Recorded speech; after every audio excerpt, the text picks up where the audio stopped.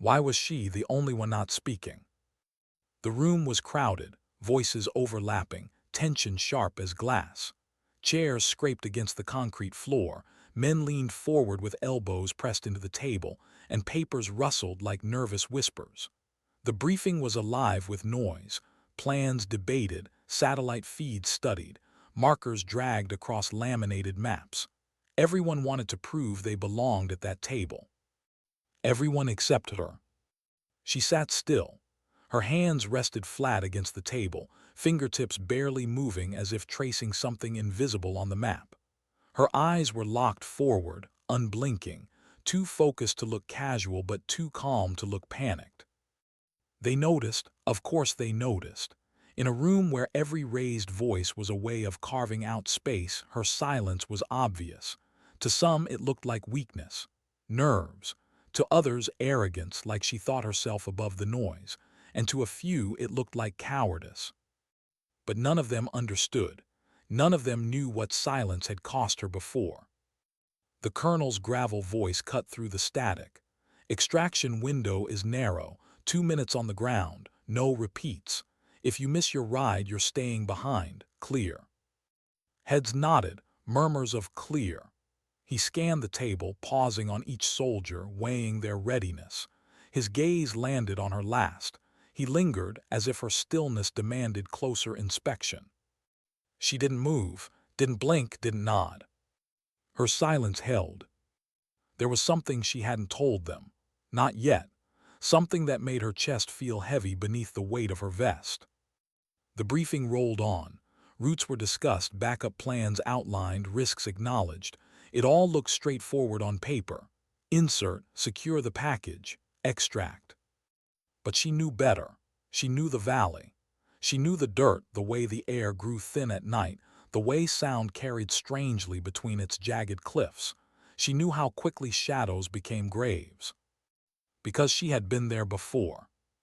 When the briefing ended, the others rose in a chorus of scraping chairs. Some stretched, some cracked jokes, some masked nerves with loud bravado. She stayed seated, her eyes fixed on the map until the colonel dismissed the room.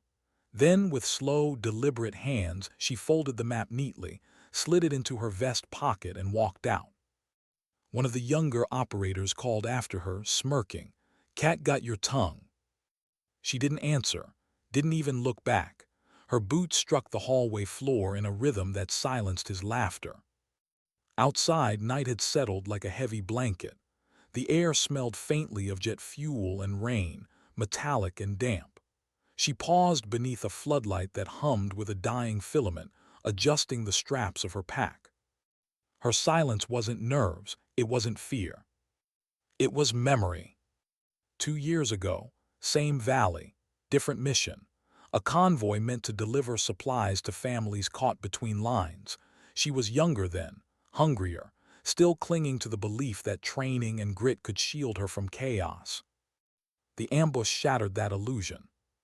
She remembered the sudden crack of rifles splitting the night, the hiss of tires exploding, the truck shuddering to a stop, screams brief, sharp, cut short, and then silence. That kind of silence you can't escape, thick with the smell of blood and burning rubber. She remembered pressing her hands against a wound that wouldn't stop bleeding, listening to a man whisper about his daughter, his words slipping into nothing as the light drained from his eyes. She remembered the useless weight of the radio against her chest, dead beneath the mountains. And she remembered her own refusal to scream, refusal to call for help she knew wouldn't come, the refusal to let the night hear her break. That silence had followed her out of that valley. It became armor, heavier than steel. And now, 2 years later, she was going back. Same valley, same shadows, different purpose. She zipped her jacket higher, pulling against the rising wind. The thrum of rotors carried through the dark, the helicopter's blades chopping the night sky to pieces. The team was already boarding. She climbed in last, settled on the narrow bench seat, harness buckled, helmet secure. Her movements were deliberate, unhurried. Inside, the bird roared with life. The cabin lights glowed dim red, painting every face with the hue of blood. The others filled the space with noise, shouting over engines, making nervous jokes, checking weapons with exaggerated gestures. She closed her eyes, tilted her head back, let her breath fall into rhythm with the blades. What they didn't know, what none of them knew, was that the man they were hunting tonight was the one who had ordered that ambush 2 years ago, the one who had turned her silence into a prison. This wasn't just a mission for her, it was a return. The helicopter lifted, the ground dropping away until the base became a scatter of lights swallowed by darkness. Ahead, the valley waited, black and endless. Her silence grew heavier. The flight stretched into hours, blurred by engine drone and the steady chop of blades. The cabin felt timeless, a floating box between past and present. She opened her eyes once, catching sight of Ramirez across from her. His jaw moved with the steady grind of gum, fingers drumming against his rifle, always tapping. It was his tell, the rhythm he slipped into when nerves began to gnaw. He tried to hide it with a grin, with a shrug, but the tapping never lied. Beside him, Mason hunched forward, thumb running along the edge of a worn photograph tucked into his vest. A little girl smiled from the photo, two missing teeth, pigtails flying in the wind. He never spoke of her, but his eyes gave her away. Every mission that picture sat against his heart. A reminder, a reason, a burden. She wondered what it felt like to have someone waiting at home. She didn't. No children, no partner. Only her brother's grave, far away in a cemetery where flags fluttered in the wind. Her brother had been a soldier too, loud where she was quiet, reckless where she was cautious. She had followed his path, only to find herself standing on the same edge he had fallen from. His death was wrapped in ceremony, folded flags, polished speeches about honor, but none of it silenced the question that haunted her. Did he die because he believed too much, or because he didn't believe enough? The helicopter tilted, dipped lower. The valley rose to meet them, dark and jagged. 2 minutes, the crew chief barked. Every back straightened, harnesses tightened, weapons checked, the air thickened with focus. She exhaled slowly, a steady rhythm, breath against the roar. The skids hit dirt, hard, dust sprayed, doors flung open. The team poured out, boots pounding, rifles raised. They melted into shadows with practiced precision. She moved with them, every step controlled, rifle tucked, eyes scanning. The valley air hit her like memory, dust, fire, and something metallic that clung to the back of her throat. Every rock, every shadow pressed down on her chest. This was the same ground, the same silence. They advanced through narrow paths cut into the earth by centuries of feet. The cliffs loomed overhead, swallowing sound. The night pressed in, thick and watchful. A hawk screeched somewhere unseen, then nothing. That nothing was louder than any ambush. She froze, lifted a hand. The team halted behind her, crouching low, breaths caught in their throats. She felt it, that shift in the air, the electric tension of unseen eyes. The valley wasn't empty, and she knew exactly whose shadow was waiting out there. Her silence wasn't cowardice, it was memory, it was armor, it was the weight of knowing what would come next. What did it mean when silence grew heavier than sound? The team crouched in the dust, shadows pressed into shadows, breath caught in their throats. Nothing moved, no voices, no footfalls, not even the wind. The valley swallowed everything, leaving only a silence so thick it felt alive. Her raised hand stayed steady, signaling the halt. Every eye turned toward her, though no one spoke. The team trusted signs, not whispers. She scanned the ridgeline, her rifle shifting slow, deliberate, her cheek brushing against cold metal. There a flicker, not movement, too subtle for that. A shadow bending wrong against the rocks. Someone was up there, watching, waiting. Ramirez muttered under his breath, almost inaudible over the thudding of his own pulse. "We're not alone." She didn't respond, just lowered her hand, signaling forward with 2 fingers, moved slow, low, invisible. The team flowed like water, sliding through the valley's veins. Every crunch of gravel beneath boots felt like a beacon. Every breath felt too loud. Her silence wasn't just tactical now, it was survival. As they crept forward, she felt the valley pressing closer, memory and reality overlapping until her chest burned. She knew this path. She knew where it narrowed, where it opened into a clearing. She knew because she had crawled through this dirt before, carrying a man who never made it back. Her lungs tightened, she kept moving. Mason fell into step beside her, his shoulders broad under the weight of gear, the photo of his daughter still tucked close to his chest. He glanced at her, his voice barely a whisper. "You feel it too, don't you?" She didn't answer. He gave a small, humorless laugh. "Yeah, thought so." For a moment his words hung in the air, almost comforting. Then the silence swallowed them whole. They reached the clearing, a patch of open ground, moonlight spilling like silver paint. Beyond it the path narrowed again, funneled by rock, a perfect choke point. She froze. Every muscle in her body screamed what her lips refused to say. It was too familiar, too perfect, a trap. The colonel's voice echoed from the briefing room. "Extraction window is narrow. No repeats. They couldn't afford delays." Her team looked to her, waiting for a signal. Forward, hold, retreat. Her silence stretched, seconds thick as molasses. Then crack. A single shot split the night. Rock exploded inches from Ramirez's head, dust stinging his eyes. He cursed, dropping low, returning fire toward the ridgeline. The team scattered, each finding cover behind jagged stone.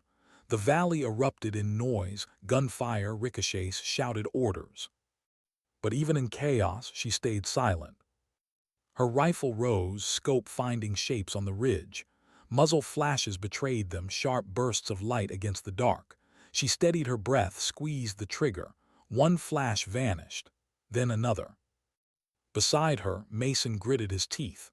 How the hell did they know we were coming? She didn't answer, couldn't, because the truth was one she hadn't shared. The man they were hunting wasn't just a target, he was waiting for her. The firefight dragged, then as suddenly as it began, it ended. The ridges went still. No more shots, only the ringing in their ears and the stench of gunpowder. The team regrouped, breathing hard. Sweat gleamed in the moonlight, dripping into dust. Ramirez spat, anger sharp in his voice. They knew this wasn't random. Mason nodded grimly. They let us walk right into it. She wiped dust from her scope, her silence heavier than before, because they were right. She had felt it, known it, and she hadn't spoken. The weight of her silence pressed hard against her chest. "Orders?" Ramirez demanded, eyes flicking to her. The colonel wasn't here. Out here, orders came from instinct, from whoever saw the clearest. She looked past them, down the narrow path that cut deeper into the valley, toward the place where she knew he would be waiting. The man from 2 years ago, the man who had carved silence into her bones. She signed forward. They moved again, slower now, more cautious. The valley walls rose higher, squeezing them into a corridor of stone. Moonlight vanished, leaving them in a tunnel of black and shadow. Every step echoed, every heartbeat thundered. She listened to her own breathing, too steady to betray fear but not steady enough to calm it. Her mind drifted back to her brother, the reckless smile he wore before missions, the way he laughed at danger as if daring it to strike first. He had been fearless, or maybe foolish. He wasn't here anymore. And she had promised herself she would never die the way he did, loud, reckless, unprepared. She would die silent if it came to that. A voice crackled in her earpiece. "Ramirez, movement ahead." The team dropped low, rifles raised. Shadows shifted near the bend. Shapes moved slow, deliberate, not villagers, fighters. She steadied her rifle, crosshairs settling on a figure's chest. She could take the shot, end it before it began. But something in her stilled, a memory, a fragment. 2 years ago she had fired too quickly, pulled the trigger before she was certain. The man had dropped, and when she approached she found nothing but empty hands, no weapon, just a villager caught in the wrong place. The memory burned her chest. Her finger hovered on the trigger. Then slowly she lowered her rifle, whispered into comms, "Wait." The team hesitated, confused, but they obeyed. The figures moved past the bend, their silhouettes sharp against the faint moonlight. Fighters armed, alert, but not attacking. Not yet. She watched them vanish into the dark, breath caught in her throat, relief mixed with doubt. Had she spared them a mistake, or let danger slip away? Mason leaned close, voice low. "You've got instincts I don't want to question, but damn, you're making me nervous." She didn't respond, just kept moving, silence clinging like a second skin. Hours stretched. The valley twisted and turned, each corner hiding teeth. The team grew weary, steps heavy, eyes sharp but bloodshot. Tension ate at them, unspoken but alive. Ramirez muttered curses under his breath. Mason clutched his rifle tighter, thumb brushing the photo hidden in his vest. Even the most seasoned among them felt it, the sense that this valley wasn't just terrain. It was alive, watching. And for her it was personal. Every step forward was a step back into memory. Every shadow carried the ghost of that night 2 years ago. Every silence screamed at her. When they finally halted to rest, crouching in the cover of boulders, Ramirez broke the quiet. "I hate this place." No one argued. Mason pulled the photo from his vest, staring at it in the pale light. "You think they'll remember us if we don't make it back?" Ramirez snorted. "The brass, maybe for a week. After that, we're just another name on a list." Mason shook his head. "I wasn't talking about them." He tapped the photo lightly. "I was talking about her." The silence that followed was heavier than gunfire. She closed her eyes, listening to the words, to the weight behind them. Mason had someone who would remember. Ramirez had anger to keep him alive. And her. She had silence. She wondered, not for the first time, if anyone would remember her when she was gone. Not her name in a briefing, not her file in an archive, but her, the way she breathed, the way she carried silence like a shield. The thought made her chest ache. When they moved again, the ache stayed with her. The valley narrowed one last time, funneling them toward a cluster of crumbling structures half swallowed by the earth. Stone huts, abandoned but not empty. She felt it in her bones. This was it, the heart of the mission. Her silence deepened. Because inside one of those huts was the man who had stolen her voice 2 years ago. The one who had turned silence into her only weapon. And she knew, before this night ended, she would have to decide whether silence was enough. What waited inside those crumbling walls? The team crouched in the dirt, weapons leveled at the cluster of stone huts ahead. Moonlight pooled across broken roofs and jagged windows, painting everything in a glow that looked too still, too quiet. Structures abandoned decades ago, and yet nothing about them felt empty. Her eyes traced the doorways. Shadows moved, wrong shadows that breathed. She could feel it, men inside waiting. Ramirez wiped sweat from his brow, smearing dirt across his temple. "Feels like we're walking into a tomb." No one corrected him, no one laughed. She adjusted her rifle, the cold stock pressed tight against her shoulder. The air here was heavier, as if the valley itself had been holding its breath for years and finally exhaled when they arrived. Her silence was steady, but inside her pulse struck like a drum. Because she knew these walls. She had seen them before, through a haze of smoke and panic, dragging a dying man into cover while gunfire rained from the ridges. She had left blood on this ground, some of it hers, some of it not. And now, 2 years later, she was back. Mason leaned closer, his voice barely more than a thought. "You've been here before." It wasn't a question. She didn't answer, couldn't. Her silence spoke for her. The team fanned out, slow and careful. Each step was deliberate, boots kissing dirt without sound. She led, guiding them not just by instinct but by memory. Every turn felt like retracing old wounds. At the first hut, Ramirez peered through a crack in the wall. He froze, then ducked back, his whisper sharp. 3 inside, armed. Mason's jaw clenched. We can't storm it, too loud, too fast. Eyes turned to her again. Even without rank, she had become the center, because silence, when unbroken, demands attention. She raised 2 fingers, flank. The team split, moving like shadows in opposite arcs. She led hers along the wall, every sense sharpened to a blade. She could hear the faint murmur of voices inside, harsh, guttural, speaking in tones too calm for men who should be asleep. Her hand hovered over the door. She froze. Memory cut in. Another door 2 years ago, kicking it in. The burst of fire that followed. The man who had fallen, clutching his stomach, eyes wide with a question she never answered. Her breath caught. Mason noticed, his voice soft in her comms. You good? She didn't respond, just nodded once. The team breached. The world exploded into motion, shouts, splinters, a brief storm of sound.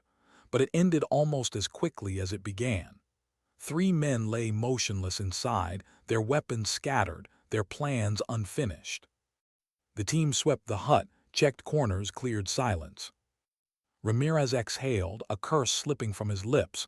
Too easy. She didn't disagree. Because this wasn't the fight, not yet. This was the first ripple before the wave. Her silence thickened. They moved deeper, sweeping hut by hut. Each one carried echoes, burned wood, scattered bones, scraps of lives abandoned. And always the feeling that eyes watched from beyond. At the largest structure, half collapsed under years of weight, they found it. A table, maps spread across it, lit by a single flickering lantern. The maps showed routes, supply lines, choke points, but her eyes locked on one mark, a red circle drawn deep inside the valley. She knew it too well. It was the same place where her convoy had been cut down 2 years ago, the ambush site. Ramirez swore under his breath. They planned this. They've been waiting for us. Mason's eyes flicked to her. Why does it feel like they were waiting for you? She froze. The words landed heavier than any bullet. Because he was right. Her silence had an edge now, sharp enough to wound. She wanted to speak, to explain, to admit that this wasn't just a mission for her, that the man they hunted wasn't just a target, that her silence had been a choice, selfish and heavy. But the words stayed buried. The colonel's voice echoed in her memory again. If you miss your ride, you're staying behind. This wasn't just about survival, it was about truth. She turned away from Mason's eyes, from his unspoken questions, and studied the maps again. The circle burned in her mind. The valley wanted her back where it had broken her. Ramirez kicked at the dirt. We can't sit here, they'll be on us. He was right. Already the silence outside felt different, charged. She folded the maps, slid them into her vest. A weight added to the one already crushing her chest. Move, she whispered at last. The first word she had spoken in hours. The team froze, surprised by the sound of her voice. It was low, rough, but steady. They obeyed. The path wound deeper, every step dragging them closer to the circle burned into her memory. The valley seemed to tighten, walls leaning inward as though trying to listen. The team grew quieter. Even Ramirez stopped his muttering. Mason walked in silence too, though his eyes lingered on her more often now, searching for answers she wouldn't give. At one bend they halted, crouching as headlights flickered in the distance. A truck rattled past, filled with armed men, their laughter cutting through the night. The team held their breath, pressed into shadows until the noise faded. When it was gone, Mason let out a slow exhale. Feels like we're ghosts out here. She didn't answer, but in her chest something stirred, because that was exactly how it felt, like they were already dead, wandering ground that had claimed them long ago. They pressed on. Hours blurred into a rhythm of steps and silence. The night grew colder, breath fogging in the air. The valley carried every sound, boots scuffing stone, gear clinking faintly, hearts pounding too loud. At one rest, Ramirez tore open an energy bar, chewing fast, eyes darting to every shadow. This place, it doesn't let you breathe. Mason leaned back against a rock, closing his eyes for a moment. It's not the place, it's what it remembers. The words hung heavy. She stared at the dirt, tracing a line with her finger. The dirt where she had once knelt, pressing against a wound that wouldn't stop bleeding. The dirt that had drunk too much of her silence. Her throat ached. She wanted to speak, to tell them why she knew this place so well, but the words stayed buried, because once spoken they couldn't be taken back, and once they knew, everything would change. The silence stretched. Finally she stood, signaling forward, enough rest. They moved again, deeper still, until the valley opened into a wide basin. Ruins scattered across it, stone and shadow, and at the center faint light glowed from within a single structure, still standing, defiant against time. She stopped, her chest clenched. That light wasn't random, that was him. The man who had ordered the ambush 2 years ago. The man who had taken her voice and turned it into silence. The team gathered around her, eyes sharp, waiting. Ramirez licked dry lips. That's him, isn't it? Mason's eyes flicked to her again, searching. She didn't answer, couldn't.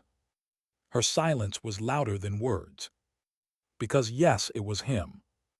And if she stepped forward now, everything she had carried would come crashing down. The weight of knowing pressed so heavy, it almost broke her. The valley was about to demand her silence again. And this time, she didn't know if she could pay the cost. The basin stretched wide, stone walls hemming them in like a cage. The glow from the lone structure ahead pulsed faintly, lantern light bleeding through cracks in its weathered frame. That light was more than illumination. It was a signal, a dare. She stared at it, her breath shallow. The memories pressed harder now, vivid and merciless. That same light had shone on her once before, through dust, through screams, through the weight of failure. Mason crouched beside her, his eyes following the glow. You know who's in there. It wasn't a question. Her silence answered. Ramirez shifted uneasily, checking his weapon. Then what are we waiting for? We move, we finish it. But Mason didn't move. He kept watching her, studying the tension in her shoulders, the stillness of her hands. This isn't just another target for you. His words cracked the air like distant thunder. The team waited. No one wanted to speak over him. No one wanted to break the moment. She lowered her gaze. The dirt here felt heavier, darker, like the ground remembered, like it held secrets she had buried too deep. Her throat tightened. She wanted to tell them, wanted to confess that the man inside wasn't just an enemy, he was her ghost, her unfinished sentence, the reason silence had become safer than truth. But the words wouldn't come, they never did. So she stood, raised her rifle, pointed forward. Move. The team obeyed. They advanced low, shadows moving through shadows. Each step closer to the structure tightened the coil inside her chest. The door loomed ahead, cracked and sagging. Warm light spilled through, carrying faint voices. Men speaking quietly, unaware or unconcerned that danger crept closer. Ramirez pressed to the wall, his breath fast. We breach on 3. Mason's eyes flicked to her again. He waited silent. He wasn't going to order it, not this time. It had to come from her. Her silence stretched. Then she nodded once. 3 fingers raised, 2, 1. The door gave under their weight. The room inside burst into chaos, shouts, the scrape of chairs, the sudden slam of boots on wood. Figures scrambled, rifles lifted. The team moved fast, disciplined, each shot precise. Men fell. The lantern swayed wildly, throwing jagged shadows across the walls. And then him. He didn't scramble, didn't panic. He stood calm in the corner, hands clasped behind his back as though expecting her all along. Their eyes locked. The world narrowed until only he remained. The man who had ordered the ambush. The man who had stolen more than blood. The man who had left her with silence where her voice should have been. Mason shouted something, orders, warnings, but the sound blurred, distant. Her rifle trembled in her hands. Every instinct screamed to fire to finish it, but she froze. Because killing him wouldn't silence the questions, wouldn't silence the memory of his voice cutting through the radio 2 years ago, calm and merciless, wouldn't silence the truth he carried. He tilted his head, a faint smile breaking his face. His voice slid into the room like oil. I wondered how long it would take you. The others reacted instantly, rifles trained, bodies taut, but he wasn't looking at them. He was looking only at her. Mason stepped forward, his tone hard, down on the ground. The man ignored him. His eyes never left hers. You brought them here, he said softly, but we both know this isn't about them. Her stomach twisted. The weight of his words pressed her silence harder than ever. Ramirez snapped, voice sharp, put him down already. But her finger wouldn't pull. Because he was right. This wasn't about the mission, not for her. The man's smile widened. Still can't say it, can you? Still hiding behind silence. The words struck like knives, because he knew what she had buried. Mason's voice cut through, rough with frustration. What is he talking about? The question hung, thick and suffocating. She opened her mouth, then closed it. Nothing came. The silence held. Her silence was louder than any confession. Mason's eyes narrowed. Doubt flickered in his face, but there was no time to chase it. Because outside a noise rose, engines, shouts, the grind of boots, reinforcements. The man in the corner smiled wider, like a teacher pleased with his student. You walked right back into it, just like before. The lantern shook again, as the ground trembled under approaching trucks. They were surrounded. Ramirez cursed, we need to move. But move where? The valley had closed in around them. The man's voice was calm, almost kind. You can leave if you want, but you know you won't, not until you say it. Her chest burned. Every second dragged her closer to breaking. Mason's voice snapped sharp, cutting through the storm. We hold here, defend the structure. The team scrambled into position, rifles aimed at doorways, windows, the cracks where shadows moved. But she didn't move. She kept staring at the man. Because this wasn't a mission anymore. This was the moment silence demanded payment. The walls shook as gunfire erupted outside, bullets sparking against stone. The valley roared awake, filled with chaos and fury. The team returned fire, shouting, ducking, fighting. But still she stayed locked on him. He leaned closer, voice almost a whisper now but clear through the storm. You could have saved him, if you had spoken then. Her stomach collapsed. Her vision blurred.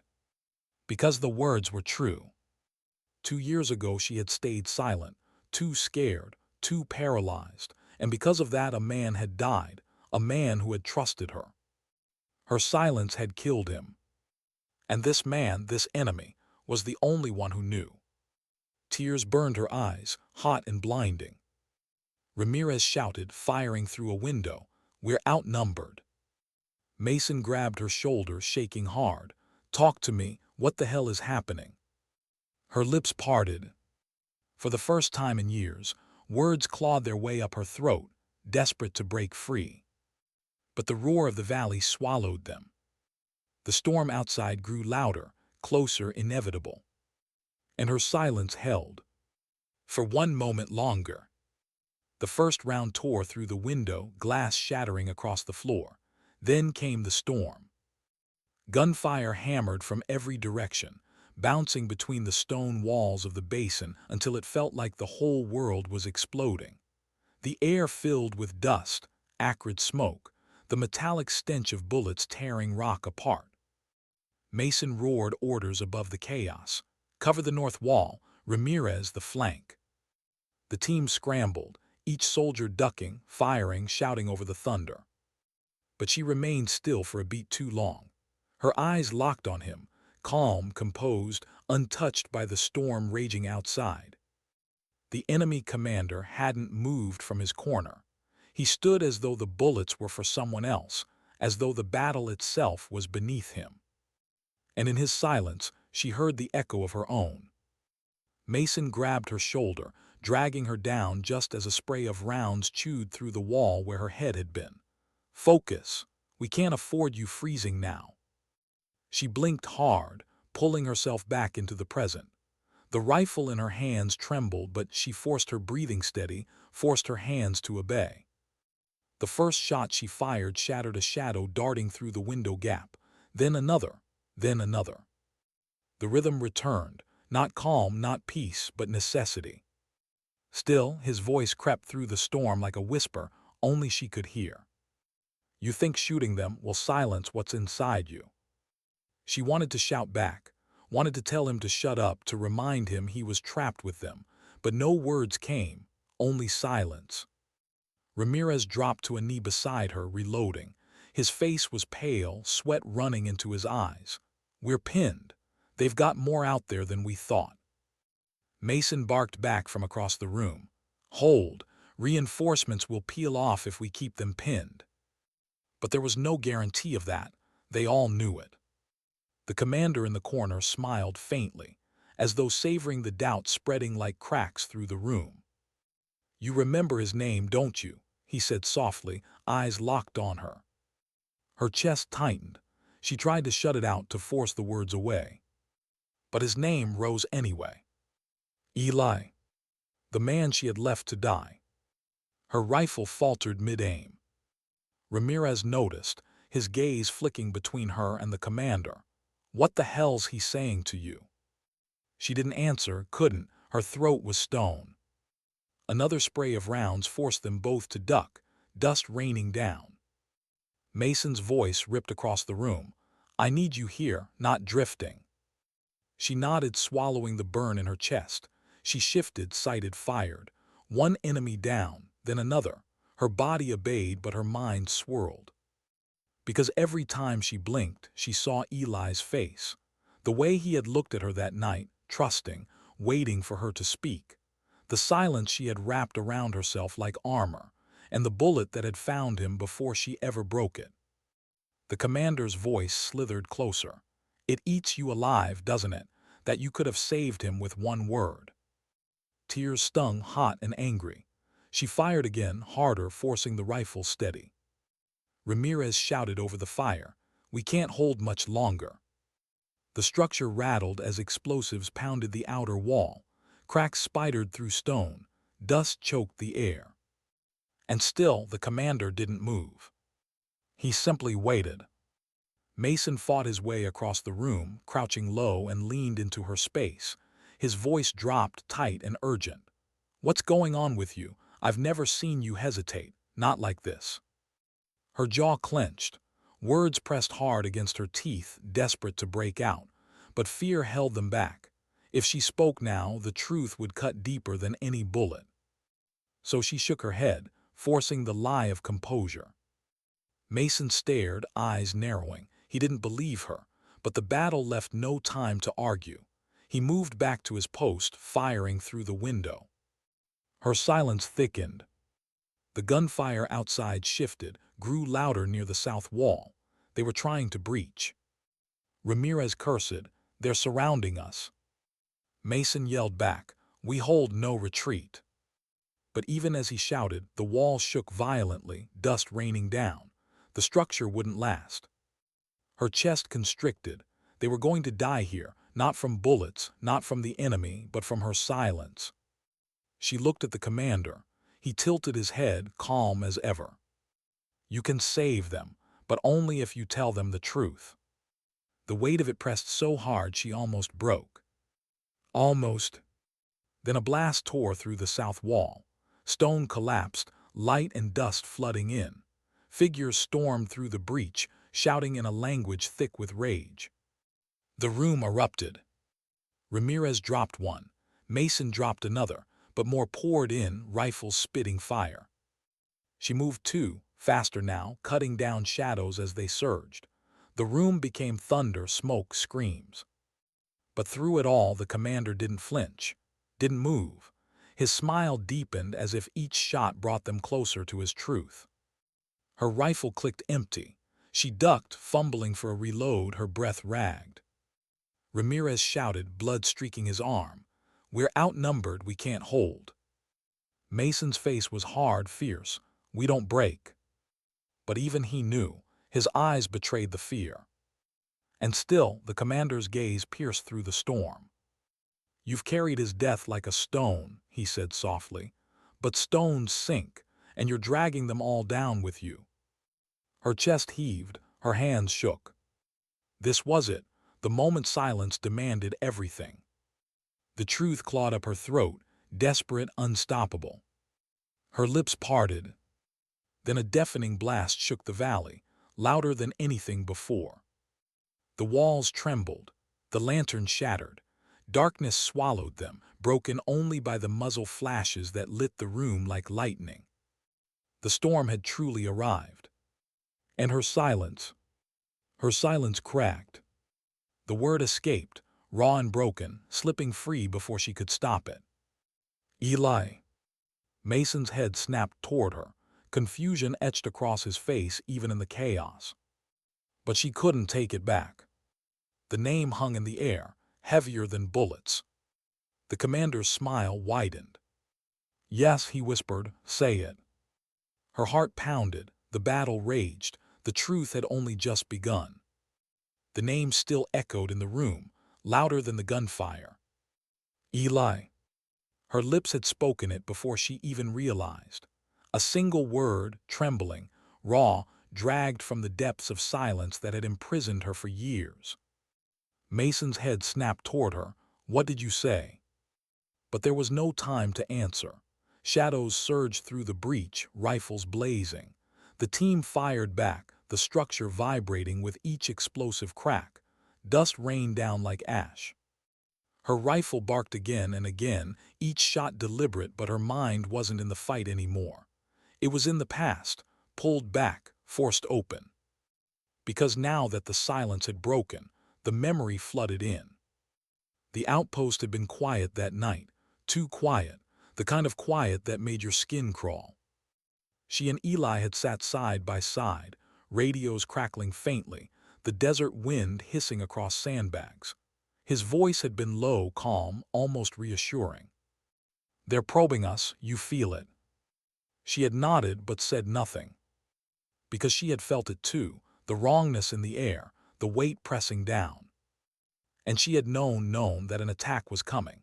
But fear had locked her throat, fear of being wrong, fear of speaking too soon. So she had said nothing. Eli had looked at her, waiting, trusting, hoping she'd voice what they both felt. But her silence stretched.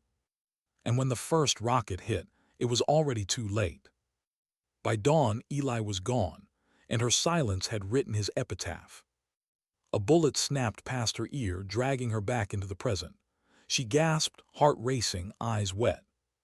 She fired back, cutting down the shadow that had nearly ended her. But the name lingered, the memory lingered. Ramirez crouched beside her, shouting through the storm, "Who the hell is Eli?" She flinched, couldn't answer, not yet. The commander in the corner smiled wider, his voice curling around her like smoke. "He trusted you, and you let him die." Her hands shook. She forced the rifle steady, but the weight pressed harder. Mason dropped beside her, firing through the breach, his jaw tight. "Talk to me. I need to know what's going on." Her throat worked, words burned to get out, but fear still clamped down. And yet the silence wasn't whole anymore. It had cracked, broken, the name was out. Maybe the rest had to follow. Another blast shook the walls. The structure groaned, half collapsing. Screams echoed from outside as enemies pressed harder. The team was bleeding, breaking, time was running out. She wiped her eyes, breath ragged. The storm outside blurred with the storm inside. And then she spoke. Not loud, not clear, but enough. "He died because I didn't speak." Mason's face turned toward her, confusion flickering beneath the grit. The commander's smile deepened. Finally. Her voice cracked, words tumbling out now unstoppable. I knew it was coming, I felt it, but I stayed quiet, and when it hit, he didn't make it out. Her breath hitched, chest tightening. I killed him with silence. The room seemed to still for a moment, even as gunfire rattled outside. Mason's eyes softened, shock, yes, but something else too, understanding. Ramirez's jaw tightened. He turned back to the breach, firing harder, as though giving her space to bleed without judgment. But the commander stepped forward now, his presence a blade cutting the fragile moment. You carry that death like a flag, he said, and tonight you'll wrap the rest of them in it. Her hands shook harder, anger cutting through the grief. No, she whispered fierce, not this time. He tilted his head, mocking. What makes you think you'll speak when it matters? You froze then, you'll freeze again. The accusation sliced deep, because it echoed her own fear. But Mason's hand touched her shoulder, grounding her. His voice was rough but steady. You don't freeze, not anymore, not here, not now. She met his eyes, saw the trust there, the kind of trust Eli had once carried. And in that moment, something shifted. Because silence had killed once, but maybe breaking it could save now. She swallowed hard, forcing air into her lungs. Then she shouted, her voice rising above the gunfire. South flanks collapsing, shift fire left. Ramirez cover the breach. The team reacted instantly, moved with precision. Her voice cut through the chaos like a blade, sharp and steady. The commander's smile faltered. The silence was gone. For the first time in years, she led with sound instead of shadows. Her voice carried through the storm, clear and commanding, and the team fought with renewed focus. Mason barked with her, his orders echoing hers. Ramirez shifted position, covering the breach with relentless fire. The tide slowed. But outside, the reinforcements kept coming. Truck engines roared, footsteps pounded. The storm wasn't done. And she knew the silence broken was only the beginning. Because truth didn't stop at Eli, truth went deeper. Her chest tightened as the commander's gaze pierced her again. You've spoken his name, but you haven't told them everything. You haven't told them what you did after. Her blood ran cold. Because there was more. More she had buried. More that would destroy her if it ever reached light. Mason's eyes caught hers, searching. What's he talking about? Her throat closed again. The silence threatened to rebuild. But no, she couldn't go back. The only way forward was through. Her breath shook, her eyes burned, the words clawed, desperate. And for the first time, she let them rise. But before she could speak, another blast ripped the northern wall open. A flood of enemies surged in, their shouts filling the room like thunder. The team spun, firing, shouting, scrambling to hold the line. Her confession was swallowed by chaos. The commander laughed softly, his voice almost drowned but not lost. Not yet then, but you will. Her rifle roared, muzzle flash blinding. She dropped 3, 4, 5 shadows before they reached the center. The team held, barely. Her lungs burned, her throat raw, her voice hoarse from shouting orders. But inside, the silence was gone. And in its place, a storm of truth waited. Waiting to break. The night dragged on, bullets and blood marking every second. The structure was half ruined now, but somehow they still stood. Ramirez's arm was wrapped in a torn bandage, Mason's face streaked with dust and sweat. They were battered, exhausted, but alive. She leaned against the wall, chest heaving, rifle empty. Her voice was gone, hoarse and shredded from command. But her eyes burned with something fierce, something alive. She had spoken finally. But the commander's smile lingered, even in defeat. You think speaking makes you free. No, it only chains you tighter, because now they'll want to know the rest, and when they do. He leaned closer, whispering. They'll see you for what you are. Her chest tightened, the truth waiting inside her twisted like a knife. Because he was right, she hadn't told them everything, not yet. But she would. Because silence wasn't armor anymore. It was a coffin, and she was done living inside it. Why did it feel like the valley itself was holding its breath? The storm had settled into a relentless roar, echoing off stone and ruin. The breach in the northern wall allowed moonlight to spill in unevenly, illuminating faces streaked with dirt, sweat, and blood. Every breath was ragged, every heartbeat loud in her ears.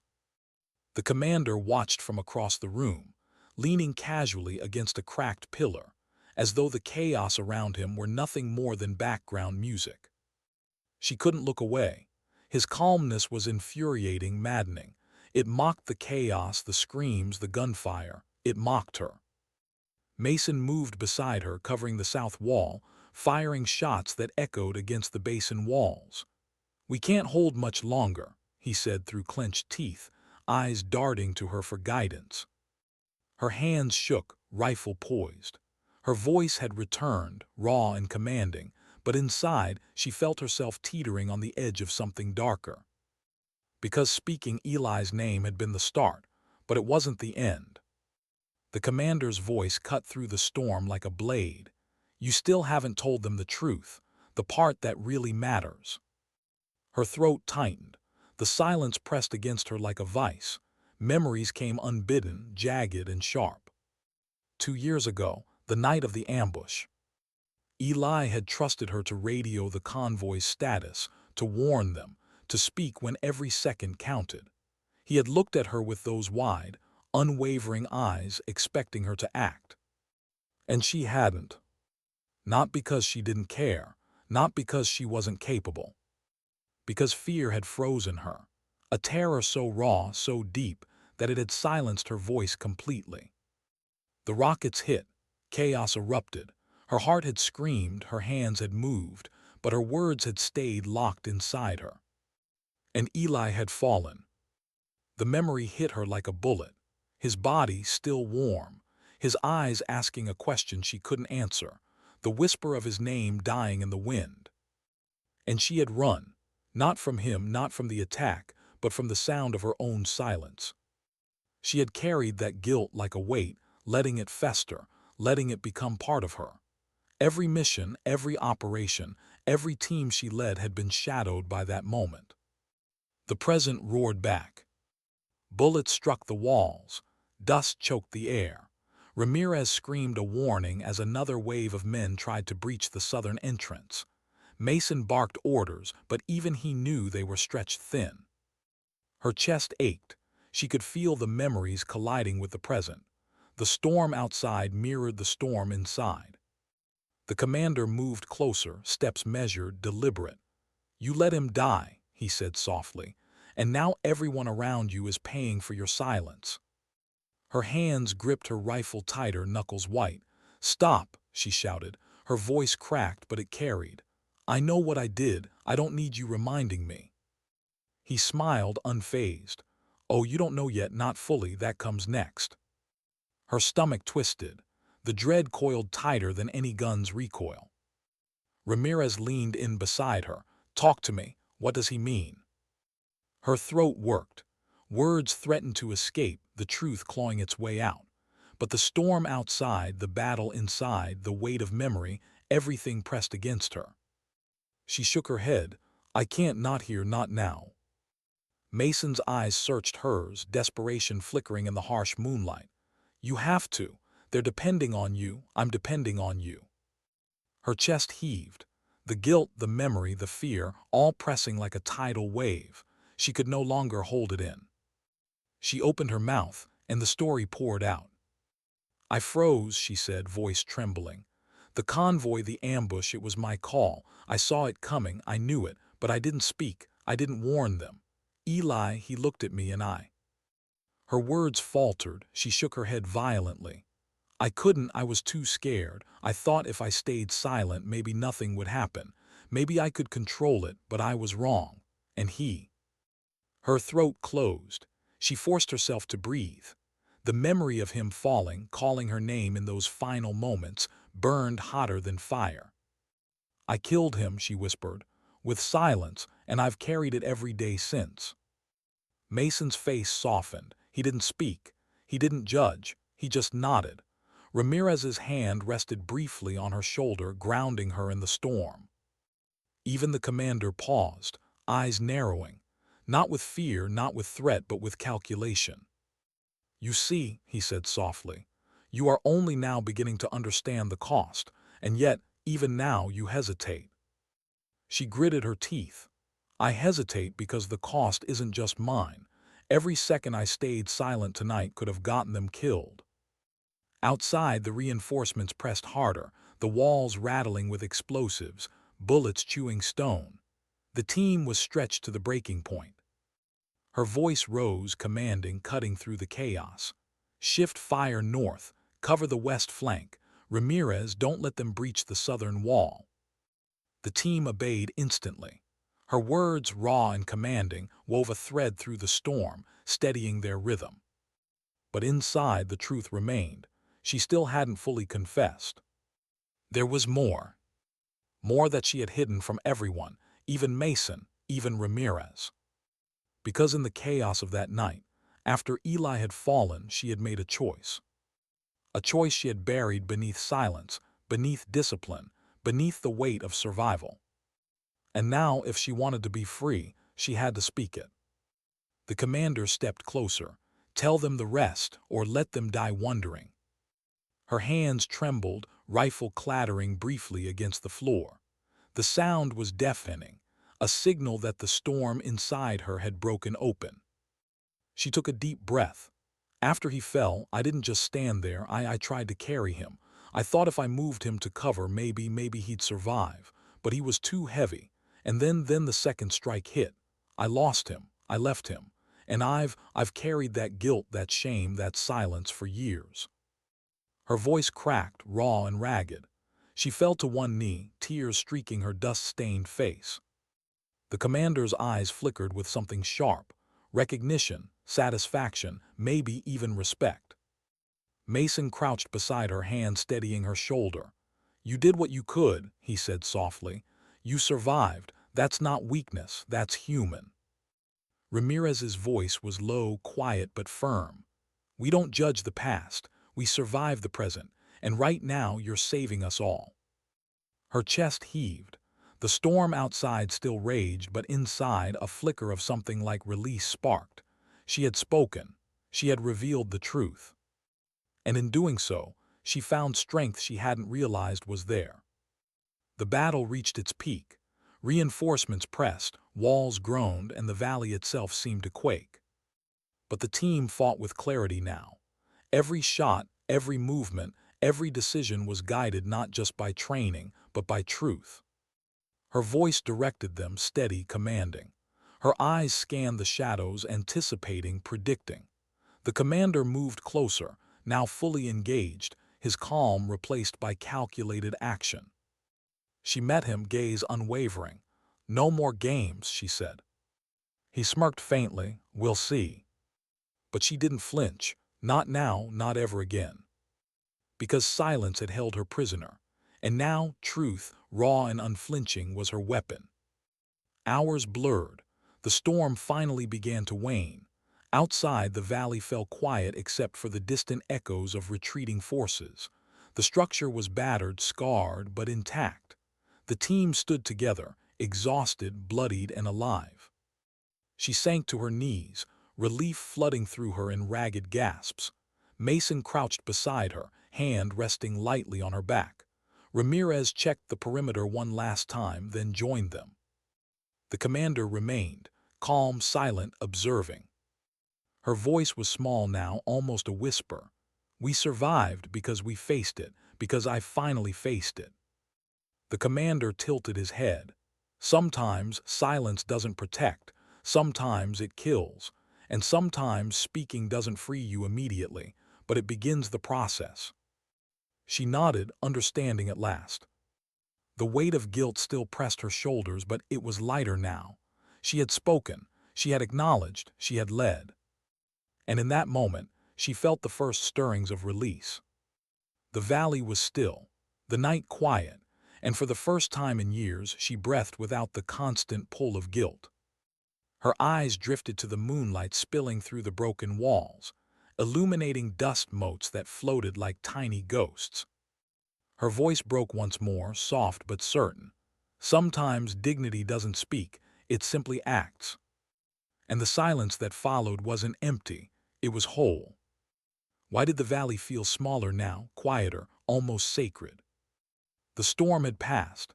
Moonlight spilled across shattered stone and dust-streaked earth, illuminating the survivors.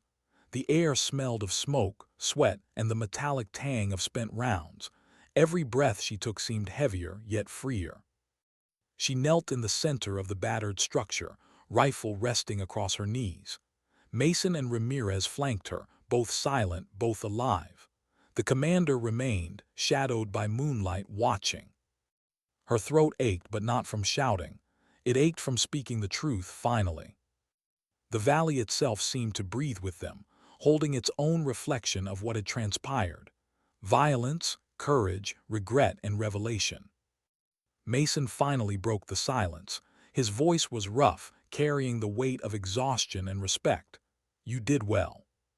She shook her head almost bitterly. "I don't feel well, I feel hollow." Ramirez rested a hand on her shoulder. "That's part of it. Hollow means you've carried something too long. Now maybe it can be reshaped." She let out a slow breath, eyes scanning the horizon where the enemy had retreated. The valley was quiet now, but she could still hear the echoes, the distant cries, the collapsing structures, the ghosts of what had been lost. Her mind drifted back to Eli again, to the night she had stayed silent, to the weight of his trust and the finality of her failure. But now she had spoken. Her silence had been broken piece by piece, word by word, and the burden felt different. Not gone, not forgiven, but acknowledged. And acknowledgement was a start. The commander finally spoke, his voice softer now, almost reflective. "You faced your greatest enemy, and it wasn't them. It was the voice you wouldn't allow yourself to use." She looked up, meeting his gaze. His calmness had shifted, not mocking now, but contemplative, almost approving. "I kept it locked away," she whispered. "For 2 years. I thought I was protecting everyone by staying silent. But the truth was killing me inside." He nodded slowly. "Sometimes silence doesn't protect. Sometimes it punishes. But now you acted, and in acting you've given life back to more than just yourself." Her lips pressed into a thin line. The words resonated, but only partially. Life had been given back to others, her team, the valley's survivors, but she still carried Eli's absence. And yet, the act of facing the storm, confronting the memory, and breaking her silence had created a new kind of strength. One she could build upon. The team began clearing the structure, securing the perimeter. Dust fell from the shattered walls like rain, light catching it in silver streams. She moved with them, still quiet, still aware of every shadow, every echo. Mason caught her eye and nodded. "You're not the same operative who walked into this valley." She smiled faintly, a small, almost imperceptible curve of her lips. "I hope not." They moved toward the exit. The night was cold, the moon high, illuminating scars on the valley floor. Shattered trucks, overturned crates, spent rounds littering the ground. They were reminders. Reminders of chaos, of courage, of silence and truth.